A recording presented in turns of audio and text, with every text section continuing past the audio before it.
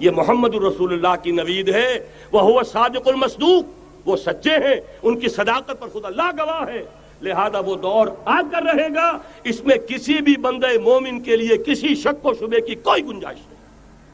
اگلی حدیث سنیے، اب جب یہ دور آئے گا تو عالمی ہوگا، جیو ورلڈ آرڈر نہیں ہوگا، جسٹ ورلڈ آرڈر ہوگا۔ یہ نیو ورلڈ آرڈر NWO، حقیقت میں جیو ورلڈ آرڈر ہے JWO، لیکن اسی کو بدلنا ہے جسٹ ورلڈ آرڈر آف اسلام، اور وہ گلوبل ہوگا۔ دو حدیثوں کا تذکرہ کر دوں۔ حضرت ثوبان حضور کے ایک آزاد شدہ غلام تھے، وہ روایت کرتے ہیں، مسلم شریف کی روایت ہے، یہ صحیحین میں فرماتے ہیں کہ حضور نے ارشاد فرمایا، ان اللہ زوالی الارض فرأیت مشارقها ومغاربها وان امتی سیبلغ ملکها ما زوی لی منها، رواہ مسلم رحمہ اللہ۔ حضور فرماتے ہیں اللہ تعالیٰ نے میرے لیے پوری زمین کو لپیٹ دیا، یہاں تک کہ میں نے اس کے سارے مشرق دیکھ لیے، سارے مغرب دیکھ لیے، اور سن لو مجھ سے، ٹیک اٹ فرام می، میری امت کی حکومت ان تمام علاقوں پر قائم ہو کر رہے گی جو مجھے زمین کو لپیٹ کر اور سکیڑ کر دکھا دیے گئے۔ گلوبل ہوگی کہ نہیں؟ دوسری حدیث سنیے، یہ پھر مسند احمد ابن حنبل کی ہے۔ حضرت مقداد ابن الاسود رضی اللہ تعالی عنہ فرماتے ہیں، حضور نے فرمایا، لا يبقى على ظهر الارض بيت وبر ولا مدر الا ادخله الله كلمة الاسلام بعز عزيز وذل ذليل، اما يعزهم الله فيجعلهم من اهلها او يذلهم فيدونون لها۔ یہ ہے حدیث مسند احمد ابن حنبل کی۔ اور حضرت مقداد فرماتے پھر میں نے کہا اچھا تب تو ہو جائے گی وہی بات، وَيَكُونَ الدِّينُ كُلُّهُ لِلَّهِ، دین کل کا کل اللہ کے لیے ہو جائے گا۔ حدیث کا ترجمہ یہ ہے کہ حضور نے فرمایا،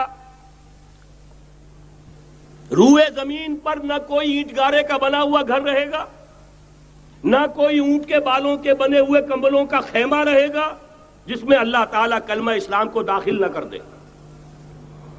لیکن یہ داخلہ دو طریقے سے ہوگا، بعز عزیز و ذل ذلیل، یا صاحب عزت کے اعزاز کے ساتھ، یا کسی مغلوب کی مغلوبیت کے ساتھ، یعنی یا تو اللہ تعالیٰ ان کا اعزاز فرمائے گا اور وہ کلمہ اسلام کے خود قائل ہو جائیں گے۔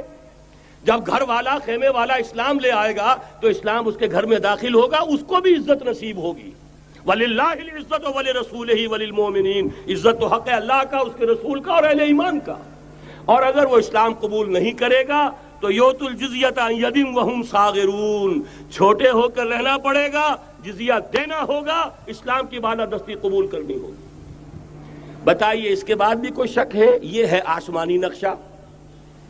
یہ اللہ فرما رہے ہیں واللہ متم نورہ ویابی اللہ الا یتم نورہ لیظہرہ علی الدین کلہ ولو کرہ المشرکون، یہ اللہ کا فیصلہ ہے۔ ادھر یریدون لیطفئوا ہے، یہ زمینی نقشہ ہے۔ اب شکل کیا ہے؟ اب میں آپ سے عرض کر دوں کہ ان دونوں کے مابین جو خلا نظر آ رہا ہے، کوئی شخص یقین کے ساتھ نہیں کہہ سکتا کہ اب حالات کا کیا رخ ہوگا، اس لیے کہ ظاہر بات ہے قرآن مجید میں مستقبل کے بارے میں خود حضور سے کہلوایا گیا، وَإِنْ أَدْرِي أَقَرِيبٌ أَمْ بَعِيدٌ مَا تُوعَدُونَ، لوگوں مجھے معلوم نہیں ہے کہ جس بات کی تمہیں خبر دی جا رہی ہے وہ قریب آ چکا ہے یا دور ہے۔ وَإِنْ أَدْرِي لَعَلَّهُ فِتْنَةٌ لَكُمْ وَمَتَاعٌ إِلَىٰ حِينٍ، اور میں نہیں جانتا، ہو سکتا ہے اللہ کچھ اور مہلت دے دے تمہیں، اور کچھ اور آزمائش جو ہے اس کے لیے تمہارے لیے کوئی اور مہلت عطا فرما دے، ہو سکتا ہے۔ تو میں بھی کسی دعوے سے نہیں کہہ رہا، لیکن دو امکانات ہیں۔ امکان نمبر ایک کیا ہے؟ ابھی عالم اسلام کا ایک سالڈ بلاک ہے جو یہودی ورلڈ آرڈر کی نگاہوں میں کھٹک رہا ہے۔ میں کھٹکتا ہوں دل یزداں میں کانٹے کی طرح، اگرچہ ان کی اسٹریٹجی کیا ہے؟ ایک ایک کر کے ان کے حصے بکھرے کر کے تیا پانچا کرو۔ ابھی وہ بلاک کون سا ہے؟ ایران ہے، افغانستان ہے، پاکستان ہے، اور روسی ترکستان سے آزاد ہونے والی جو ریاستیں ہیں، یہ ایک سالڈ بلاک ہے۔ یہ عجمی مسلمان عربی نہیں، عربی گئے، یہ نوٹ کر لیجئے، اس لیے کہ عربوں کو اللہ نے فضیلت دی تھی، محمد ان میں سے تھے صلی اللہ علیہ وسلم، یہ رتبہ بلند ملا جن کو مل گیا۔ لیکن ساتھ ہی اللہ نے دھمکی بھی دے دی تھی سورہ محمد میں، ان تتولوا یستبدل قوما غیرکم، اگر تم پیٹھ دکھا دو گے اس مشن کو جو ہم نے تمہارے حوالے کیا ہے، تمہیں ہٹائیں گے، کسی اور کو لے آئیں گے۔ اور یہ بات ہو چکی ہے 13ویں صدی عیسوی میں، 1258 میں جب سقوط بغداد ہوا ہے، عربوں کے ہاتھ سے عالم اسلام کی قیادت چھین لی گئی، معزول کر دیے گئے۔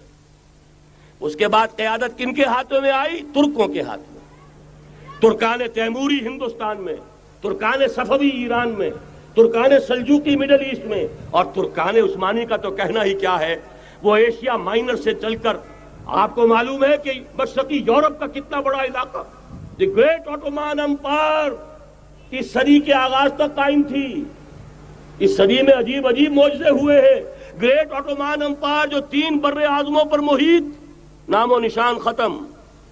The great U S S R, نام و نشان ختم۔ اب تو روس صاحب ایک ملک کی حیثیت سے رہ گئے۔ یہ اس صدی میں دو اور وقت نہیں ہے میں اور آپ کو کیا بتاؤں، اس صدی میں تو بڑے بڑے عجیب عجوبے ہوئے ہیں، بڑی بڑی 2 عظیم جنگیں ہو چکی ہیں، تیسری جو ہے سر پر کھڑی ہے، دور نہیں ہے، جس کو حدیث میں کہا گیا ہے الملحمۃ العظمی، تاریخ انسانی کی عظیم ترین جنگ، اور وہی صلیبی جنگ جس کا آغاز بوسنیا سے ہو چکا ہے۔ بہرحال اس وقت جو میں کہہ رہا تھا، ورنہ میرے پاس تو یعنی یہ کہ درد دل کہنے کے لیے وقت نہیں ہے، مجھے اپنی بات کو محدود کرنا پڑ رہا ہے، لیکن میں اب آ رہا ہوں اصل موضوع کی طرف، کہ ایک امکان تو یہ ہے کہ اس بلاک میں اسلام کا احیاء ہو، اور اس کے لیے کچھ نویدیں بھی موجود ہیں احادیث نبویہ میں۔ وہ تو آپ نے سنا ہوگا اقبال کا شعر، میرے عرب کو آئی ٹھنڈی ہوا جہاں سے، میرا وطن وہی ہے، میرا وطن وہی ہے۔ حدیث میں آتا ہے یخرج ناس من المشرق یؤتون للمہدی، یعنی سلطانہ، مشرق سے فوجیں نکلیں گی کہ جو کہ مہدی کی حکومت قائم کریں گی۔ یہ مہدی اہل تشیع کے مہدی اور ہیں، ہمارے مہدی اور ہیں۔ اہل تشیع کے عقیدے کے مطابق ان کے بعد میں امام جو روپوش ہو گئے تھے وہ امام مہدی ہیں، وہ ظاہر ہو جائیں گے، ابھی امام غائب ہیں، پھر وہ ظاہر ہو جائیں گے۔ ہمارے نزدیک یہ مہدی پیدا ہوں گے یا ہو چکے ہوں، اور یہ ہوں گے حضرت فاطمہ کی نسل ہی سے رضی اللہ تعالی عنہا، لیکن عالم عرب کے اندر پھر ایک طاقت بن کر ابھریں گے، باطل کی قوتوں کے خلاف جہاد کریں گے، لیکن ان کو مدد آئے گی 2 طرف سے، ایک زمینی مدد آئے گی مشرق سے، ایک آسمانی مدد آئے گی، عیسیٰ ابن مریم کا نزول، حضرت مسیح علیہ السلام جو زندہ آسمان پر اٹھائے گئے تھے نازل ہوں گے، اور در حقیقت ان 2 مددوں کے نتیجے میں پھر یہود کا قلعہ قمع ہوگا، اور یہی گریٹر اسرائیل ان کا گریٹر گریو یارڈ بن کر رہے گا، عظیم تر قبرستان بن کر رہے گا۔ اس کی بڑی واضح حدیثیں موجود ہیں، اس کی بڑی تفصیلی خبریں موجود ہیں، یہ احادیث کی کتب کے اندر، بدقسمتی سے ہماری اس کی طرف توجہ نہیں ہے۔